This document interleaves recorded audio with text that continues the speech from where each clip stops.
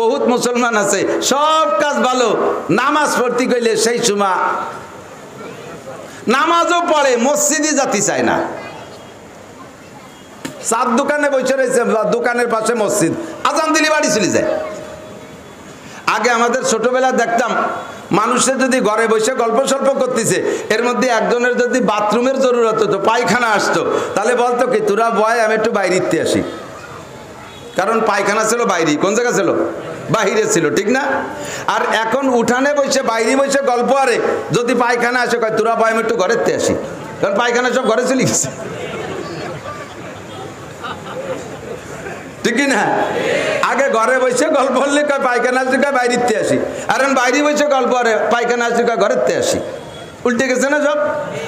আমি চোখে দেখছি সারাদিন বরে মসজিদের পাশে চার দোকান বসে বসে গল্প, আরে আজান দেওয়ার সাথে সাথে বাড়ি চলে যায়, ওর গায়ে জ্বালা উঠছে। এইরকম রুগী যদি পিসাবের কাছে যায়, তাহলে পিসাব কি জবাব দেবে? লগ্ন টেকেরহাট, উত্তরপাড়, রাজৈর, মাদারীপুর, বাংলাদেশের উদ্যোগে আয়োজিত অধ্যকার মাহফিলের সম্মানিত সভাপতি, মাহফিলের প্রধান অতিথি, প্রধান বক্তা, মাদ্রাসার সুযোগ্য সুদক্ষ মোহতামেম সাহেব হুজুর, যোগ্য আসাতেজায়ে কেরাম, এই অঞ্চলের অনেক অনেক উলামায়ে কেরাম, আইম্মায়ে মাসাজিদ, মাদ্রাসার আজিজ আমতুলাবা, প্রাণপ্রিয় আমার দেশবাসী, বিভিন্ন দলের রাজনৈতিক ছোট বড় নেতা নেতৃবৃন্দ, আমাদের খেদমতে নিয়োজিত থাকতে পারেন পুলিশ প্রশাসনের বাইরা, বয়ান শুনতে আসছেন দূর দূর থেকে, পর্দার আড়ালে বসে থাকা মা ও বোনেরা, মুত্তাসিল বাদ মাগরিব, অত্যন্ত দামি সময়, দামি সময়ের দাম দিয়ে আল্লাহ পাক আমাদেরকে আসার বসার তৌফিক দান করেছেন, শুকর আদায় করি আলহামদুলিল্লাহ। আমাদের আল্লাহ গোটা জাহানের আল্লাহ, স্বীকার করলেও আল্লাহ, না করলেও আল্লাহ। আমাদের আল্লাহ মহান শক্তিশালী, বড় ক্ষমতাবান, ফাআলুল লিমা ইউরিদ, আলা কুল্লি শাইইন কাদির, যা খুশি তাই করেন এবং যা খুশি তা করতে পারেন। এ ক্ষমতা একমাত্র কার? আল্লাহ। জাতিসংঘের মহাসচিবও পারে না, আমেরিকার প্রেসিডেন্টও পারে না, রাশিয়া জাপানের বড় বড় ক্ষমতাধর দেশের রাজারাও পারে না, আমার দেশের প্রধানমন্ত্রী প্রেসিডেন্টও যা খুশি তা করতে পারে না। যদি তাই পারত, তাহলে কয়েক বছর ধরে শুনতেছি আন্তর্জাতিক মানের একটা এয়ারপোর্ট বানাবে, কত জায়গা নজরে নিয়ে চয়েস দিল, কোনো জায়গা করতে পারলো না, যেখানে যায় সেখান থেকে ঠেলা খায়, ধাক্কা খায়, কেউ করতে দেয় না। তো রাজা হয়েও প্রজাদের কাছে হারিয়ে যায়, একমাত্র একই রাজা যিনি প্রজাদের কাছে হারেন না, তিনি হলেন আমাদের আল্লাহ। আমার আপনার মনের চাহিদা একরকম, আল্লাহ পাকের ইচ্ছা আর এক রকম। আমার আপনার চাহিদার ভিতরে, ইচ্ছার ভিতরে মঙ্গল নেই, আল্লাহর ইচ্ছার ভিতরেই মঙ্গল আছে। আমাদের মাহফিল উপলক্ষে মনের তাকাজা ছিল যে আজকের দিনটা বৃষ্টি না হোক। সকালেও দেখছি ভালো, দুপুর পর্যন্ত ভালো, ফাঁকে ফাঁকে আবার বৃষ্টি, এদিকে মনে হয় প্রবল বৃষ্টিও হয়েছে জায়গায় জায়গায়, এদিক দিয়ে আরও দক্ষিণে আরও বৃষ্টি হয়েছে, আবার জায়গায় জায়গায় বৃষ্টি হয় নাই, আলহামদুলিল্লাহ আমাদের ওদিক হয় নাই বৃষ্টি। তো যেখানে যেমন দিতে মনে চায় সেখানে তেমন দেন, এ দেওয়ার ক্ষমতাও রাখেন আল্লাহ। আবার এই মুহূর্তে আমাদের জন্য আবহাওয়াটা অনুকূল করে রাখছেন, আকাশ ভালো করে দিয়েছেন, এ ক্ষমতাও আল্লাহ পাকেরই, এছাড়া আর কাহারও ক্ষমতা। রব্বুল আলামিনের সকল সিদ্ধান্তের উপরে আমরা একমত থাকব, না থাকলে আল্লাহর কিছু আসে যায় না। আমরা সবাই দ্বিমত করলাম, কি হবে? আল্লাহর কিছু হবে? আল্লাহরে একেবারে তসবিহ ধরে গালাগালি করে দিলাম, কিছু হবে? তো আল্লাহ পাকের সাথে একমত থাকলে মঙ্গল হবে। আমি একটা জিনিসের ভিতরে ভালো বুঝতেছি, ওটার ভিতরে আমার ভালাই নাই, আল্লাহ পাক যেটার মধ্যে ভালো বোঝেন সেইটার মধ্যেই ভালাই আছে, ঠিক না? ঘরের মেঝোতে শুয়ে আছেন, ঘরের সিলিংয়ের উপরে অনেক সাইজ কাঠ, সামনে আর একটা ঘর করবেন বিধায় জালনা দরজার কাঠ বানাইয়া সিলিংয়ের উপরে সাজায় রাখছেন অনেকগুলো। ঘরের মেঝোতে আপনার পালঙের পর শুয়ে আছেন, দেখবেন অনেক সময় মাছির স্বভাব একই জায়গায় পড়ে, বারবার একই জায়গায় পড়ে, 10 বার তাড়াবেন ও আর জায়গা খুঁজে পায় না, সেই জায়গায় সেই পড়ে। তো এই মাছিটা পড়তেছে বারবার আপনার চোখের এই জায়গা, এই চোখেরকে নিতে পড়তেছে, ঘুমোতে দিচ্ছে না, আর হাত দিয়ে এরকম তাড়া দিচ্ছেন, হাত দিয়ে এরকম তাড়া দিচ্ছেন। এক পর্যায়ে মাসির পর বিরক্ত হইয়া মাসিকে গালাগালি করে তার 14 গোষ্ঠী উদ্ধার করে দিয়েছেন। সে বুঝুক আর না বুঝুক, গালিতে তার কিছু আসে যায় না, কিন্তু আপনি রাগ করে গালাগালি করেই যাচ্ছেন। ইতিমধ্যে সিলিংয়ের উপর দিয়া একটা ইঁদুর দৌড় মারছে, আর ইঁদুরে তাড়া করার জন্য পিছনে বিড়াল ছুটছে। ও বিড়াল আপনিই লালন পালন করেন ইঁদুর ধরার জন্য, বিড়াল আপনার পক্ষের লোক নাকি? বিড়াল আপনার পক্ষের প্রাণী, বাড়ি গৃহপালিত বিড়াল, ওরে রাখছেনি খাওয়াই দেওয়া ইঁদুর ধরার জন্য, বাস ওর ডিউটি পালন করার জন্য সিলিংয়ের উপরে উঠে গেছে। মারছে ইঁদুরে ধাওয়া, সিলিংয়ের উপরের থেকে সাইজ কাট একটা একেবারে তীরের মতো ছুটে আইছে আপনার চোখ বরাবর। ওই সময় চোখের কেনিতে যে মাছিটা ছিল ওইটারে আপনি এরকম তাড়া দিয়েছেন, কাঠটাও চলে আসছে আর মাছিটাও পড়ছে, মারছেন মাছিরে তাড়া, হাতের ধাক্কা লেগে কাঠটা সরে চলে গেছে, চোখটা বাইসে গেছে। যেই মাছিরে এতক্ষণ গালাগালি করছেন ওই মাছিটা এই জায়গা যদি না পড়তো তাহলে তো আপনি মাছি তাড়াতেন না, আর কাঠটা এসে আপনার চোখ মেরে দিত। কতক্ষণ? তাহলে এই মাছিরে গালাগালি করা যাবে না। আপনি জানেন না ওই মাছিটা ফেরেশতা হতে পারে। মোমেনের জয়েন্টে পয়েন্টে পাহারা দেওয়ার জন্য আল্লাহ তাআলা ফেরেশতা রাখছে। 360 জোড়া আছে দেহের ভিতরে, বিভিন্ন জায়গায় ছিদ্র আছে, সব ছিদ্র জয়েন্টে পয়েন্টে পাহারা দেওয়ার জন্যে ফেরেশতা আছে। তো ফেরেশতা কখনো তার মূল অবস্থানের পর থাইকা পাহারাদারি করে, কখনো বিভিন্ন রূপে রূপান্তরিত হইয়া সে পাহারাদারি করে। হতে পারে এই সময় ফেরেশতাটা এখন মাছির রূপ ধারণ করে আপনার চোখের পাহারাদারি করেছে। কথা কন ঠিক কিনা? তো চুনা খাহি খুদা খা হাত চুনি, তো চুনা খাহি খুদা খা হাত চুনি, মেদেহাদি জাদ মুরাদে মুত্তাকি, মেদেহাদি জাদ মুরাদে মুত্তাকি। আপনি একরকম চান, আল্লাহ আর এক রকম চায়। আল্লাহ পাক মুত্তাকিন পরহেজগারদের চাহিদাকে পূরণ করেন। আল্লাহর চাওয়ার ভিতরে বান্দার কল্যাণ নিহিত আছে। আজকের বৃষ্টির ভিতরে লাখো লাখ মানুষের উপকার হয়েছে। আমাদের মাহফিলের একটু সাময়িক ক্ষতি হলেও ইনশাআল্লাহ সেটুকু থাকবে না আল্লাহ কবুল করলে। সবাই বলেন আমিন। সময় কম, নাড়াচাড়া কম করি, জায়গা তো কমই, পিছনে যা আছে ও ভরে যাবে। মাগরিবের নামাজ পড়ে দূর দূর থেকে আসতেছে। আমার অল্প সময়ের ভিতরে যদি বারবার আপনাদের সেটিং করি তাহলে আপনাদের লস হয়ে যাবে। আমি তো নির্দিষ্ট সময় হলে ছেড়ে দিয়ে চলে যাব। তো কাজেই আমার মনে হয় একটু আগে মিশে মিশে বসলে ভালো হয়। জায়গাটা একটু পিছনে বানায় বসেন, একবারেই আমরা রেডি হয়ে বসি, একটু আগায় বসেন। যদি আগায় বসেন এই নিয়তে যে আমি সামনে আগায় বসলে আর এক ভাই বসতে জায়গা পাবে, এর নাম হলো ইকরামের নিয়ত। আর আপনারা তবলিগের থেকে নিশ্চয়ই শুনেছেন, তবলিগ 6 উসুলের নাম তবলিগ, তার ভিতরে একটা আছে ইকরামুল মুসলিমিন। ইকরামুল মুসলিমিনের ফজিলাত কিভাবে শুনে থাকেন? ছোট থেকে ছোট একটা ইকরাম যদি কোনো ভাই কোনো ভাইকে করে, আল্লাহ তাআলা তাকে 10 বছর এতেকাফের সওয়াব দান করে। 10 বছর এতেকাফ তো আমরা কেউ করি নেই আল্লাহর রহমতে কোনোদিনও, পরপর 2-5 বছরও করি নাই। রমজান মাসে 10 দিনের এতেকাফে কইলে যাদের গায়ে একটু শক্তি বল আছে এগুলো তার এতেকাফে বসে না। কতক্ষণ? একেবারে ফ্যামিলির বাকড়াই মাল, যেটা আনলেও চষে না, লাগে না, লাঙ্গলেও কাটে না, কোনো কাম কাজ করতে পারে না, ঘরে বসে থেকে খালি খেটর মেটরে পোলা পান্ডে নিয়ে খালি গ্যাঞ্জাম করে। সবাই ঠেলে ধাক্কায় বুড়োরে মসজিদে পাঠায় যে 10টা দিন বাড়ি নিরিবিলি থাক। এইরকম ফেলাই নিয়ে ছাড়াই নিয়ে কতগুলো বুড়ো এতেকাফের নাম হলো এতেকাফে বসা। এতেকাফে বসে না, এমন সাইজ আমরা এতেকাফে পাঠাই, আল্লাহর রহমতে তাদের বসার বল মাজায় নাই। আগের তে বিছান বানায় রাখা লাগে, নিয়েই শোয়াই দেওয়া লাগে, এতেকাফে শোয়ে। তাও এই 10 দিন যে শুয়ে থাকবে নিরিবিলি তা কিন্তু থাকে না। ওই জায়গার থেকে কই মাছের মতো কানে আটতে আটতে দরজার দ্বারে চলে আসে। মসজিদের বাইরে পোলাপান খেলাধুলা করে, তাদের সাথে গল্প আর এতেকাফ করে। এই মসজিদ যে কি জ্বালা লাগে গায়ে, তো সেখানে 10টা দিন সহি এতেকাফ করতে পারলে তার ফজিলত হলো আপনি একটানা 1000 মাস ইবাদত করার নেকি তো অবশ্যই পাবেন, সাথে অন্য আরো ফজিলত আছে। এটা বললাম কেন? 10 দিন যদি কেউ মসজিদে এতেকাফ করে রমজানের শেষ 10 দিন, তাহলে সে সবে কদর পাবেই। ইমাম সাহেবও যদি মিস করে তাহলে ওই এতেকাওয়ালা মিস করে নাই। ও যদি শুয়েও থাকে মসজিদে, কিছু না করে, ঈশার নামাজ পড়ে, ফজরের নামাজ পড়ে, আর সারা রাত মসজিদে শুয়ে সে পান খাইছে, তবুও তার এতেকাবের সওয়াব দেওয়া হবে, শবে কদরের সওয়াব দেওয়া হবে।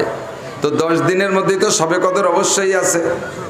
তো এই এতেকাওয়ালা শবে কদর থেকে মিস করে নাই, এজন্য সে 1000 মাস, লাইলাতুল কদর খায়রুম মিন আলফি শাহর, 1000 মাস ইবাদতের নেকি পেয়ে গেছে। আর 10 দিন এতেকাবের ওসিলায় অন্য যে ফজিলত আছে হাদিসে শুনেছেন, সেটা তো পেয়েই যাবে। তো এই 10টা দিন এতেকাব করতে চান না, শুধুমাত্র একটু আগায় বসলে আর একজনকে বসতে জায়গা দিয়েছেন একরামের নিয়তে, এতে আপনি একটা না রমজান না খালি 12 মাস কাল 365 দিনের বছরের 10 বছর এতেকাব করলে যেই নেকি আল্লাহ তাআলা সেই নেকি দান করে। কাজেই এতটুকু একরাম করা যাবে না ইনশাআল্লাহ। সামনে ফাঁকা থাকলে বন্ধ করে বসবেন, প্রচুর লোক হবে, মাঠে ধরবে না। কারণ আজকে মাহফিলে আমাদের আসছেন হযরত মাওলানা মুফতি আব্দুল গফফার সাহেব হুজুর হাফিজাহুল্লাহ, এবং বাংলাদেশের অন্যতম প্রসিদ্ধ বক্তা হযরত মাওলানা বাসেত খান সাহেব দামাত বরকাতুল আলিয়া, যাদের বয়ান শোনার জন্য আমার মতো মৌলবী যাকে যাকে পাদ্দারে যে বসে থাকি, চিন্তা করতে পারেন। আমি তো আপনাদের দেশের মানুষ, প্রধান বক্তা হই, তাই আমি ওনাদের উপস্থিতির কারণে সময় মতো সময় পাইনি, সন্ধ্যের পরে সময় পাইছি। আমি আমার টাইম সন্ধ্যের পরে, যে বড়রা পরে করবে, সেই বড়রা যেখানে আসতেছে সে জায়গা কি লোকের অভাব হবে? কাজেই জায়গায় গুছাই গাছাই বসবো ইনশাআল্লাহ। আমাদেরকে আল্লাহ তাআলা মাঠে ময়দানে কবুল করছে, আমরা বয়ান করি। আমি ব্যক্তিগতভাবে বয়ানে এত পরিশ্রমের কাজ, এর চাইতে পরিশ্রমের কাজ ওলামায়ে কেরামের আর কিচ্ছু নেই। যত কঠিন কাজ আছে আলেমদের জন্য, তার ভিতরে সবচাইতে বড় কঠিন কাজ হলো ওয়াজ নসিহত করা। প্রত্যেক জিনিসের বন্টক আল্লাহ, বন্টনকারী কে? আল্লাহ। যাকে যেটা পছন্দ করে তাকে সেইটা দেয়। আল্লামা ইকবাল রহমাতুল্লাহ আলাইহি বলেন, তকসিম কিয়া হর চিজ কো কসাম ইয়াজল নে, तकसीम किया हर चीज को कस्साम अज़ल ने, जिस शख्स को जिस चीज के काबिल नजर आया, बुलबुल को दिया ना लाओ परवाना को जलना, गम हमको दिया सबसे जो मुश्किल नजर आया, गम हमको दिया सबसे जो मुश्किल नजर आया। সব কিছুর বন্টনকারী আল্লাহ, যাকে যেটা পছন্দ হয়েছে তাকে সেটা দেছে। মাঝে মাঝে দেখবেন লাইট জ্বালাইলে প্রচুর পোকা আসে, এখন তো সব লাইট কারেন্ট হয়ে গেছে। একসময় আমরা ছোটবেলায় আলগাবাতি জ্বালাইতাম, কুপি ল্যাম্প, কি কয় রে, তেল দে ল্যাম্প। এই ল্যাম্প বাতি জ্বালাইলে ওই আগুনের মধ্যেও পোকা এসে পড়তো না, পড়ে ঢিপ করে পড়ে পুড়ে মরে যেত। দেখতেছে যে আমার আব্বা মরছে, আমার মা মরছে, আমার মেয়ে ভাই মরছে, এরপরও পিছনের গুলো সিরিয়াল ধরে পড়তেই থাকে, মরতেই থাকে, ঠিক না? ওকে আল্লাহ তাআলা দায়িত্ব দিয়েছে, ওই পুড়িয়ে পড়ার মধ্যে ওর মজা আছে। ও পড়ে আর পড়ে আর পড়ে আর মরে, পড়ে আর পড়ে আর মরে, ওর ভাগে দিয়েছে ওইটা। বুলবুল কো দিয়া না লাও পরওয়ানা কো জলনা, বুলবুল পাখিকে দেশে কাঁদবা, ফুলের মধ্যে মুখ দিয়ে বসে বসে চু চু করে ডাকবা, আল্লাহর জিকির করবা। বুজুর্গানে দিন বলেন, সদায়ে কুমরিয়া বাসাদ বকুকু বগোশে मंदर आया दल्लहु, चमन में चू चू कर गाते हैं बुलबुल के फूलों में अल्लाह मिया तू ही तू है, तू ही तू, तू ही तू है, तू ही तू। ফুলের মধ্যে বুলবুল পাখি মুখ দিয়া মধু খায় আর কয়, আল্লাহ মিয়া তু হি তু হয়, তু হি তু। ফুলের মধ্যে আল্লাহ তুমি, মধুর মধ্যে তুমি, ফলের মধ্যে তুমি, গাছের মধ্যে তুমি, মাছের মধ্যে তুমি। সাজার মে হাজার মে তেরি রঙ্গ বো হায়, যেদার দেখে তা হো ওদার তু হি তু হ্যায়। যেদিকে দেখি সেদিকে তুমি, মধুর মধ্যে তুমি, ফুলের মধ্যে তুমি। বুলবুল পাখিরে দায়িত্ব দিয়েছে, তুমি জীবন ভরে মধু খাবা আর আল্লাহর জিকির করবা আর কাঁদবা। আর ওই ছোট পোকা ফড়িংকে দেশে তুমি আগুনের মধ্যে পুড়ে মরবা। কিন্তু সবাইরে সবটা ভাগ করে দেওয়ার পরে মানুষকে দেশে কোনটা? সবচাইতে কঠিন যেটা এটা দেশে মানুষকে, গম হামকো দেয়া সবসে जो মুশকিল নজর আয়া। মানুষে দেশে দুশ্চিন্তা, টেনশন ইয়ার কের নাই। কতক্ষণ এই যে কুত্তো, এই যে 7-8টা বাচ্চা দেবে আল্লাহ বাসালি, কয়দিন পরে ওদের প্রোটেকশন শুরু হবে। একটা মা কুত্তো, বাপ কুত্তর চিন্তা আছে যে এই শীতকালে হলি একে জাঙ্গিয়ে ম্যাঙ্গিয়ে খেতা কাপড় খোয়ানো পাবানি, এ চিন্তা আছে ওকে মাথায়? এই গুটি খানিক ফুটলিয়ে খাবার দেবানি কোন জায়গাতে, এই চিন্তা আছে? একটার মাথায়ও চিনতে নাই। 30টা গরু, ষাঁড় গরু মেহগুনির সাথে বেঁধে রাখছেন, কুরবানির দিন লাইন দিয়ে একটা একটা করে জবাই দিচ্ছেন। 5টারে জবাই দেওয়া গেছে, সামনে 6 নম্বরটা। ওর ও মুহূর্তে আমার মাথার মধ্যে কোনো চিন্তা নাই যে একটু পরে জবাই হয়ে যাব। সে সময় যদি তার সামনে একটা গাভী এনে দেওয়া হয়, তার যে যৌন চরিতার্থ যে স্বভাব, সে স্বভাব সে প্রয়োগ করবে। ওর বিলকুল মাত্র চিন্তা নাই যে একটু পরে আমি মরব। একমাত্র মানুষকে আল্লাহ তাআলা চিন্তা দেশে, দুশ্চিন্তা দেশে। কতক্ষণ গম হামকো দেয়া সবসে জো মুশকিল নজর আয়া, চিন্তা শুধু মানুষের, আর এটি সবচাইতে কঠিন। এবার উলামায়ে কিরামকে আল্লাহ তাআলা যে দায়িত্ব দিয়েছে, দায়িত্বগুলো এভাবে ভাগ করা। কেউরে দেশে মাদ্রাসায় পড়াইবা, কেউরে দায়িত্ব দেশে মুহাদ্দিসি করবা, কেউরে দায়িত্ব দেশে ফতোয়া দিবা, কেউরে দায়িত্ব দেশে আজান দিবা, কেউরে দায়িত্ব দেশে মক্তবে পড়াইবা, কেউকে দায়িত্ব দেশে হেফজখানায় পড়াইবা। এক একজনকে এক এক দায়িত্ব দিয়ে ভাগ করে দেশে। লিকুল্লি ফান্নিন রিজাল, প্রত্যেক বিষয়ে আলাদা আলাদা লোক আছে। প্রত্যেক বিষয় মুফতি আব্দুল গফফার সাহেব হুজুরে যদি একটা মক্তব খুলে কিরাতখানায় দেয়, হুজুর আপনি নুরানিতে পড়ান, হুজুর পারবে পড়াতে? বিশাল বড় মুফতি, কিন্তু নুরানিতে পড়াতে পারবে না। আবার নুরানির মক্তবের হুজুরে যদি বলেন, হুজুর আপনার দেখতে তো আব্দুল গফফার সাহেবের চেয়ে ভালো দেয়া যায়, পাগড়ি পুগড়িও ভালো আছে, যুব্য 43 বন্ধের টাকা দিয়েছেন, তা ফতোয়া কটা আপনি দেন, পারবে? লিকুল্লি বান্নিন রিজাল, প্রত্যেক জায়গায় আল্লাহ তাআলা মানুষ ভাগ করে রাখছে। কতক্ষণ ঠিক না? তো উলামায়ে কিরামকে আল্লাহ তাআলা যত কাজ দিয়েছে, আমার মনে হয় আমি তো সব লাইনে কাজ করছি, মক্তবেও পড়াইছি। যখন মাদ্রাসায় পড়ি, গরিব বাপের ছেলে ছিলাম, পয়সা করে ইনকাম বাপ দিতে পারতো না। এই মসজিদে মক্তবে একটু ইমামতি করে একটু মক্তব পড়াইয়া 50 টাকা বেতন পাইতাম। ওই দিয়ে 3 ভাই পড়তাম, খুব অভাবের ভিতরে, যার কারণে মক্তবের এলেমে আমার আছে। আমি হাফেজ না, যে মাদ্রাসায় পড়াইতাম তারাই বুকুর মাদ্রাসায় হাফেজ সাহেব হুজুর নাই। হঠাৎ করে 1 মাস আমি হেফজখানায় পড়াইছি। আমি এবার হাফেজ না, হেফজখানায় পড়াইছি, তাও জানি যে কি খাটনি। তারপরে হাদিস তো পড়াই 20, 25, 30 বছর পর্যন্ত পড়াচ্ছি। সব মিলাইয়া আজ 25, 27 বছর হজের ময়দানে আমার এই সবগুলো উলামায়ে কিরামের যে কাজ আছে, মুয়াজ্জিনি করেছি, ইমামতি করেছি, খতিবগিরি করেছি, মক্তবে পড়াইছি, হেফজখানায় পড়াইছি, হাদিস পড়াইছি। বক্তাদের চাইতে এত বড় পরিশ্রমের কাজ আর কেন নাই। দিন নাই রাত নাই, খাওয়া নাই, এখান থেকে ওখানে, ওখান থেকে সেখানে। এরপরও আমি ব্যক্তিগতভাবে শুকর আদায় করি যে আমাকে আল্লাহ তাআলা যে কাজে ব্যবহার করছে, আমার বিশ্বাস এই কাজটা নবীওয়ালা কাম, এই কামটা নবীওয়ালা কাম। নবী পাক সাল্লাল্লাহু আলাইহি সাল্লামকে আল্লাহ পাঠাই দিয়ে বলতেছেন, ইয়া আইয়ুহার রাসূল বাল্লিগ, হে নবী তবলিগ করো। বাল্লিগ মানে তবলিগ করো, বলেন বাল্লিগ মানে? একটু তর্জমা করেন, বাল্লিগ মানে? আমি যদি মিথ্যে কথা বলি বাল্লিগ মানে তবলিগ করো, এর বিকল্প কোনো তর্জমা কেউ বলতে পারবে না ইনশাআল্লাহ। যদি বলি তাহলে উলামায়ে কিরাম স্টেজ ঘর ভরা আমাকে এখনই ঘাড় ধরে নামায় দিতে পারবে। বাল্লিগ মানে তবলিগ করো, বিকল্প কোনো শব্দ তর্জমা নাই। বাবে তাফিলের আমরে সেগা আরবিতে বলে তবলিগ করো। মা উনজিলা ইলাইকা মির রাব্বিক, কি তবলিগ করবা? খালি 6 উসুল? কতক্ষণ? ফাজাইলে আমাল, তবলিগে নিসাব, ফাজাইলে সাদাকাত, মুনতাকাব হাদিস, এই 3-4 কিতাব আর 6টা উসুল? নো, মা উনজিলা ইলাইকা মির রাব্বিক, তোমার রবের পক্ষ থেকে যাহা তোমার কাছে প্রেরণ করা হইবে সম্পূর্ণ কথা উম্মতের কাছে পৌঁছাইবা। কোনো ভয়ে কোনো কথা চাপায় রাখতে পারবা না, লজ্জায় কোনো কথা গোপন রাখতে পারবা না। মেয়েলি কোনো মাসালা হইলে তোমার মেয়েও যদি জিজ্ঞাসা করে মাসালাটা বলিয়া দিতে হইবে। কোনো রাজা আর বাচ্চা, কোনো নেতা আর কোনো মস্তানের ভয়ে তুমি শরীয়তের কোনো বিধান গোপন রাখতে পারবা না। বল্লিক, পৌঁছাও। পৌঁছানোর যত পদ্ধতি আছে সব পদ্ধতি আমার নবীর জানা ছিল। তবলিগের যে কয়টা পদ্ধতি, 1 নম্বর পদ্ধতি কানান নবী সাল্লাল্লাহু আলাইহি ওয়াসাল্লাম মুবাল্লিগান আযমা, 1 নম্বর পদ্ধতি হলো এই গতানুগতিক তবলিগ। এটার জন্য নবী পাক আল্লাহর কাছে জানতে চাইছেন, আল্লাহ তবলিগ করব কোন সিস্টেমে, কিভাবে বলবো, আমার একটু শিখাই দাও।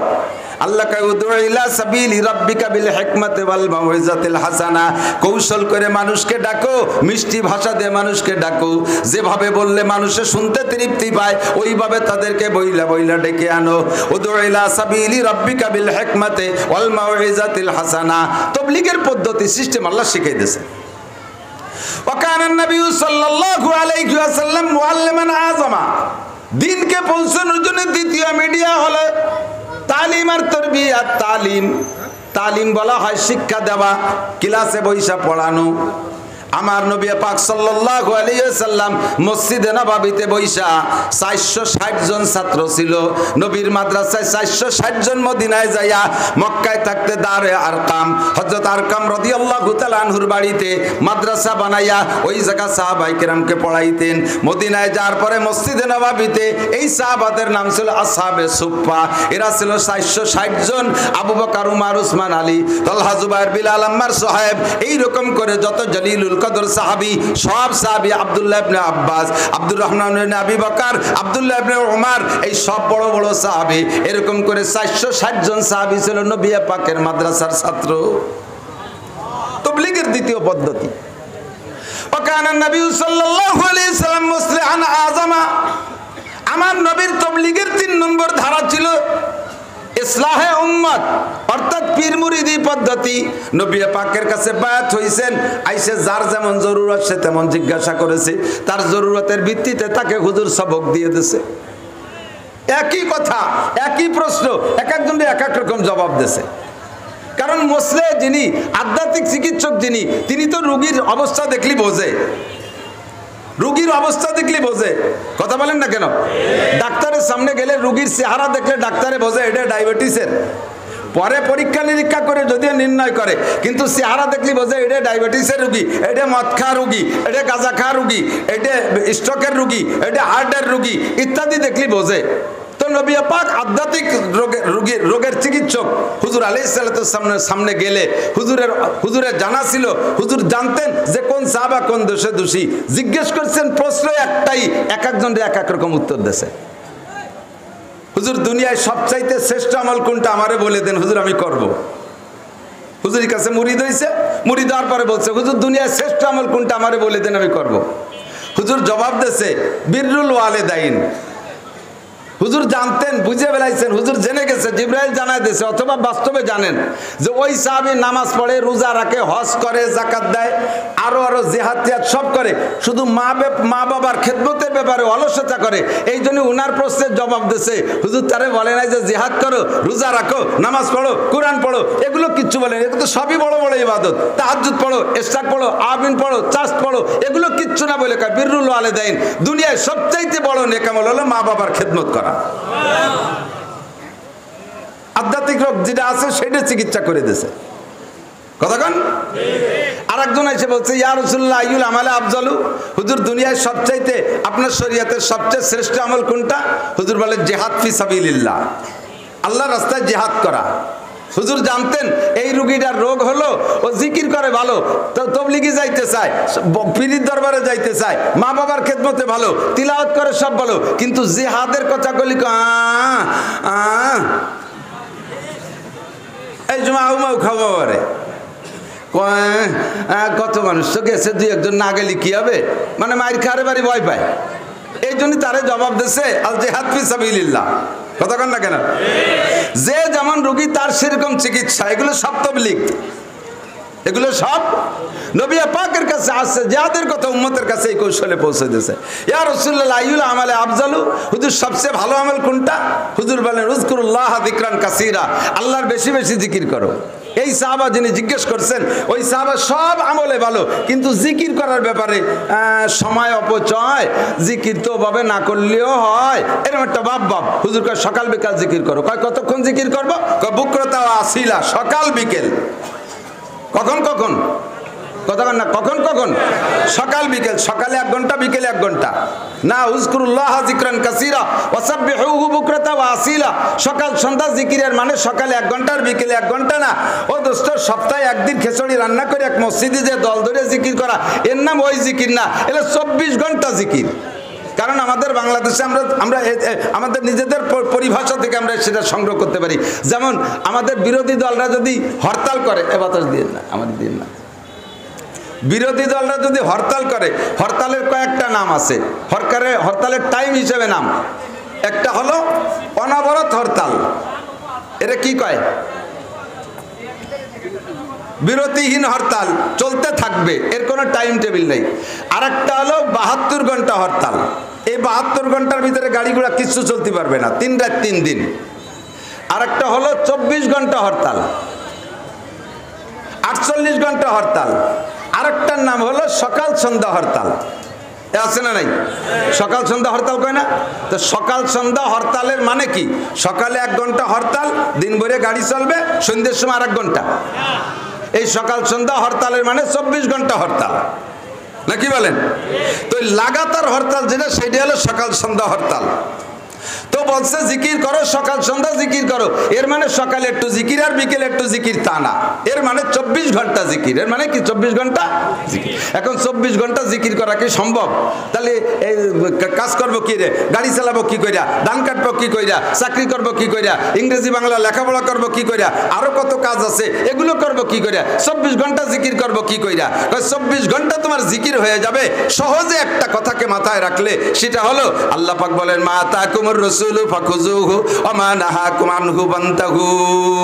দৈনন্দিন যত কাজ আছে তোমার, ব্যক্তি জীবনে বলো, পারিবারিক জীবনে বলো, সামাজিক জীবনে বলো, অর্থনৈতিক জীবনে বলো, রাজনৈতিক জীবনে বলো, আন্তর্জাতিক জীবনে বলো, ঘন ঘন বলে বেড়াইছি, আমার সময় কম বিদায় চাবানু ছাড়া গিলতিছি, একটু কথা ঘন হয়ে যাবে, কান খাড়া রাখতে হবে। মানব জীবন 6 ভাগে বিভক্ত। কয় ভাগ?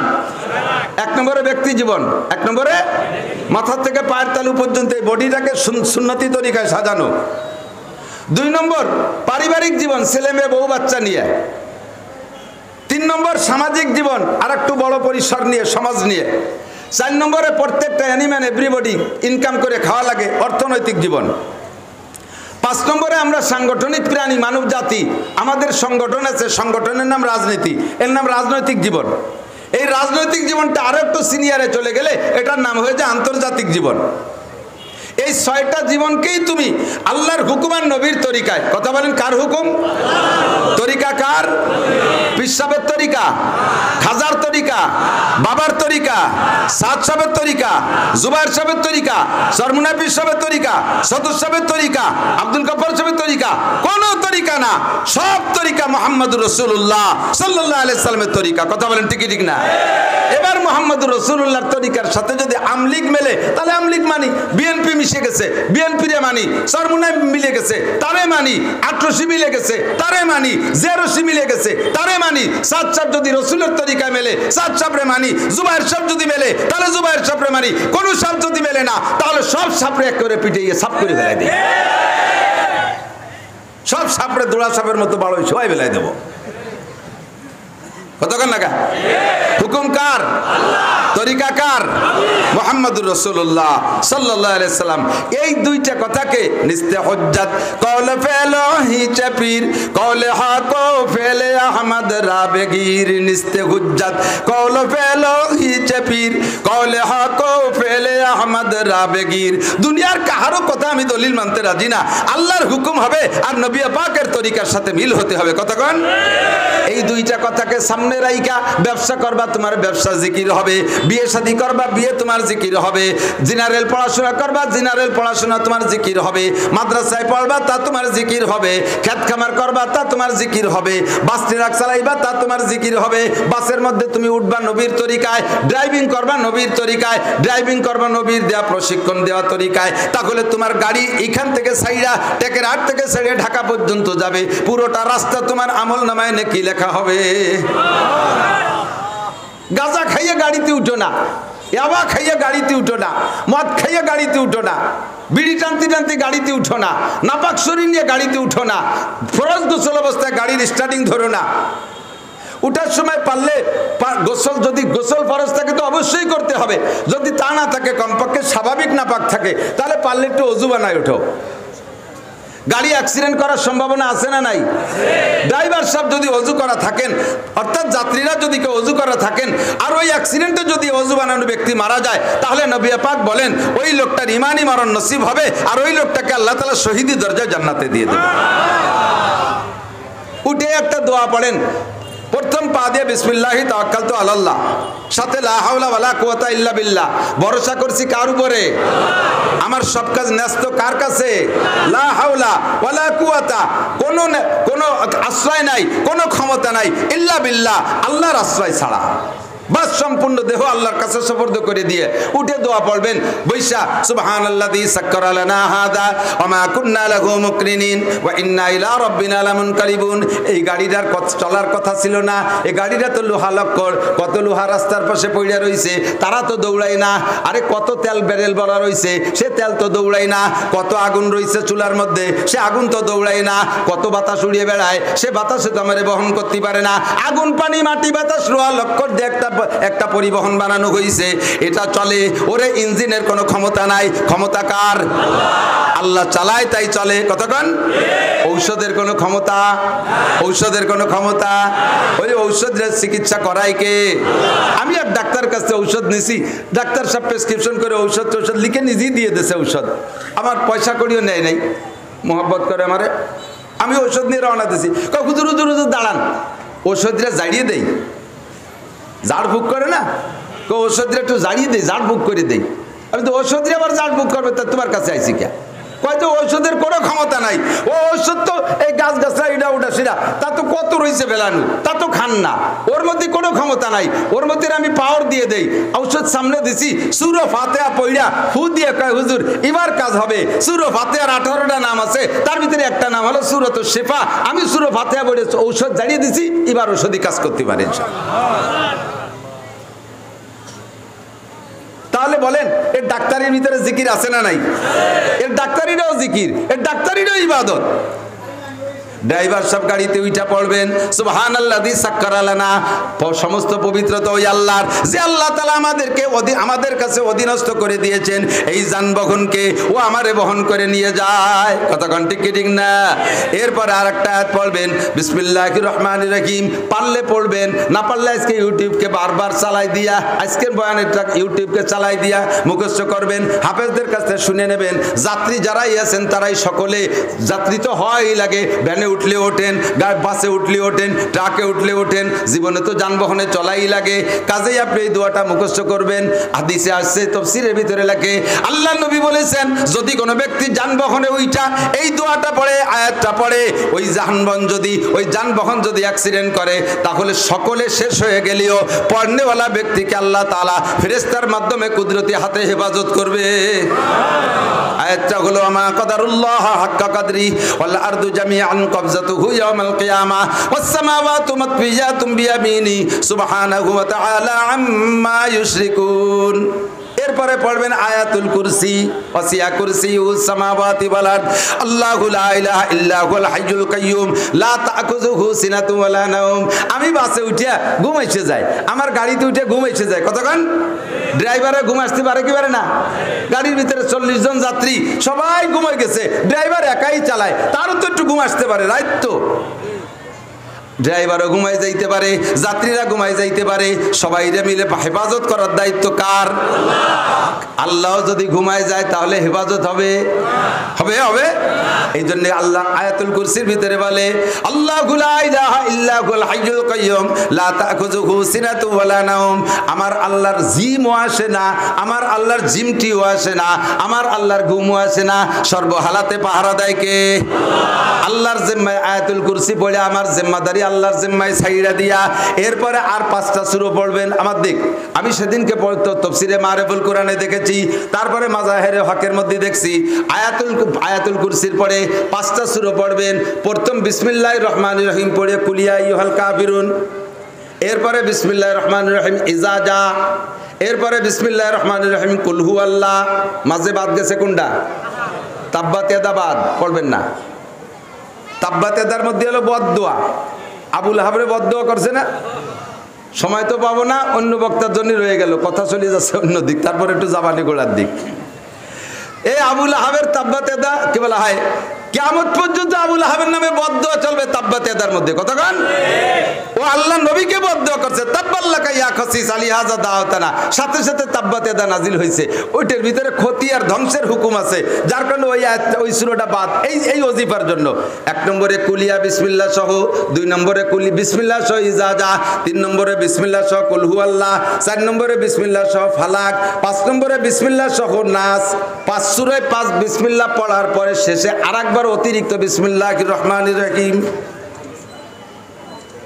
বিসমিল্লাহ দিয়ে শুরু, বিসমিল্লাহ দিয়ে শেষ, মাঝখানে 5 সূরা। আল্লাহর নবী বলেন তুমি এইভাবে পড়া বাড়ি থেকে বের হবা, যে জায়গা যাবা সে জায়গা সফল হবা, রাস্তাঘাটে তোমার বিপদ হবে না, অ্যাক্সিডেন্ট হবে না, অ্যাক্সিডেন্ট হইলেও অন্য না পড়নেওয়ালারা ক্ষতিগ্রস্ত হতে পারে, তুমি কখনো ক্ষতিগ্রস্ত হবে না। ও বন্ধু, এভাবে তুমি গাড়িতে সওয়ার করো, তুমি গাড়ির মধ্যে ওইটা ঘুমাইয়া থাকো, তোমার পুরো গাড়িটা জিকিরের মধ্যে লেখা হইতে থাকবে।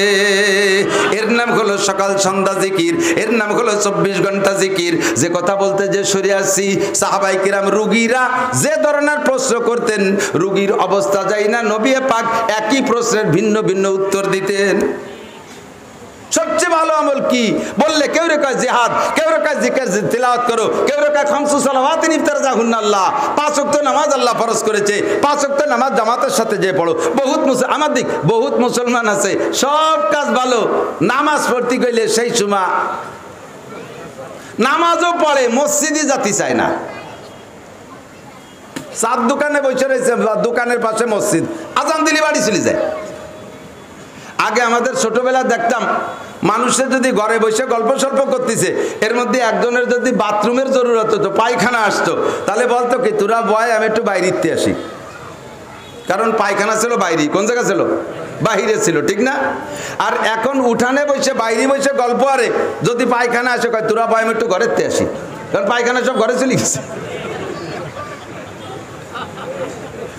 ঠিক না? আগে ঘরে বসে গল্প করলে কয় পায়খানা আসি কয় বাইরেতে আসি, আর বাইরে বসে গল্প আরে পায়খানা আসি কয় ঘরেতে আসি, উল্টে গেছে না সব? আমি চোখে দেখছি সারাদিন বরে মসজিদের পাশে 4 দোকান বসে বসে গল্প আরে, আজান দেওয়ার সাথে সাথে বাড়ি চলে যায়, ওর গায়ে জ্বালা উঠছে। এইরকম রোগী যদি পিসাবের কাছে যায়, তাহলে পিসাব কি জবাব দেবে তারে? ও যদি জিজ্ঞেস করে সবচেয়ে ভালো আমল কোনটা, তারে জবাব দিতে হবে সবচাইতে ভালো আমল 5 ওয়াক্ত জামাতে নামাজ পড়া,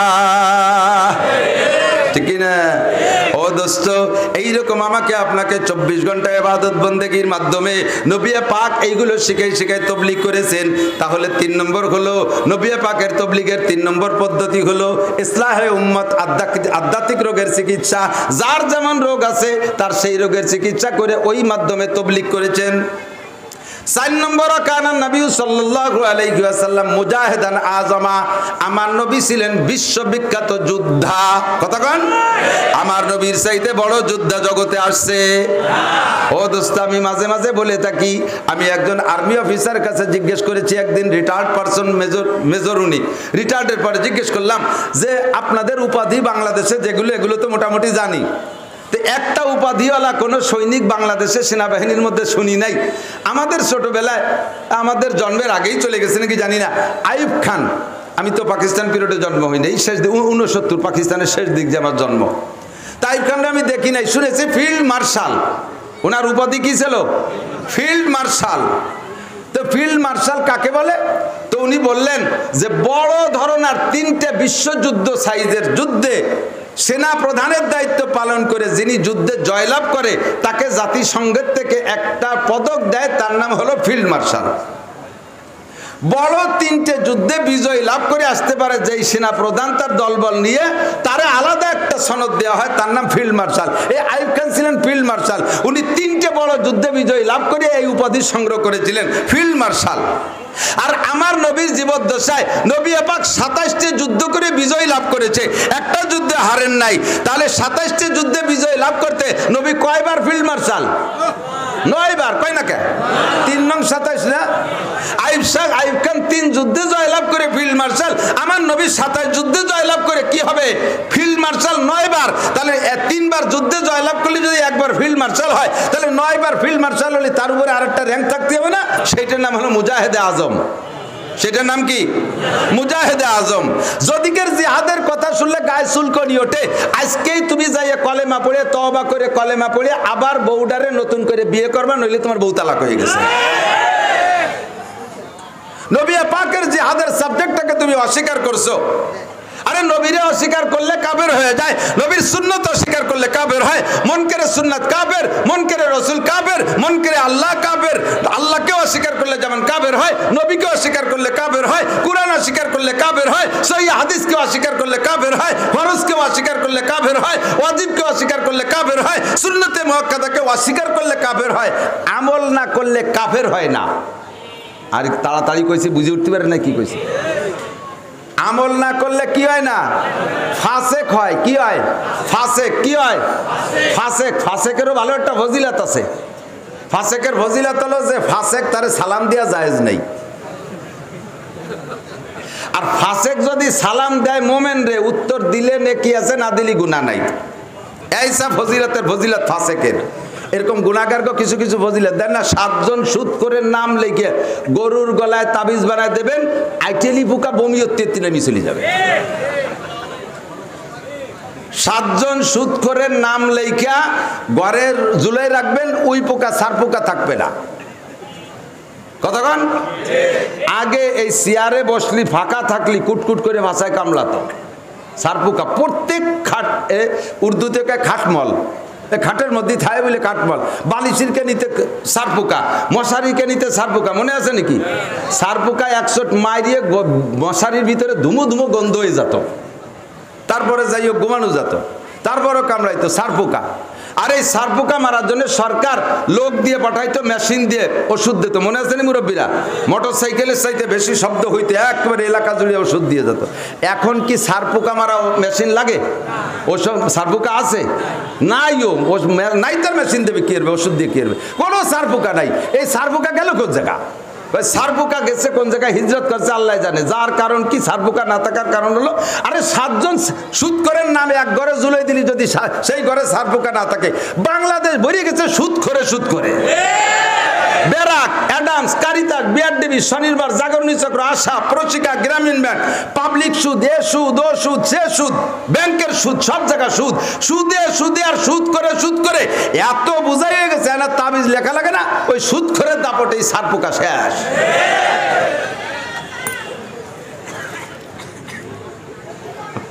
জম্বের সত্যি কথা কইছি না?